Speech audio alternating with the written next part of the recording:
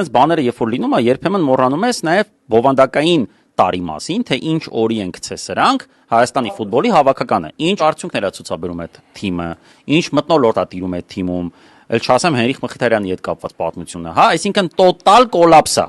Ու ի տարբերություն այն ամենին ինչ կատարվում է քաղաքական դաշտում, հատկապես արտաքին քաղաքական, ֆուտբոլը շատ ավելի ակնհայտ է ցանկացած մարդու համար։ Ինքը տեսնում է, ասում ախպեր, դե կրվում ենք անընդհատ, ասենք Հենրիխ Մխիթարյանը չի խաղում։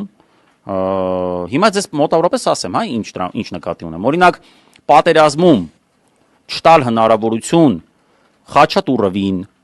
մյուս անվանի գեներալներին, մյուս ոլորտներում գեներալի կեցվածքի, գեներալի պաշտոն, գեներալի դիրք ունեցող մարդկանց իրանց զերծ պայել պատերազմից, դա նույնն է, որ քո լավագույն ֆուտբոլիստներին, ոնց որ օրինակ Հենրիխ Մխիթարյանն է Հայաստանի պատմության մեջ, հա, երևի թե այդ նույնն է, ինչ իրանց չթողեց ֆուտբոլ խաղա։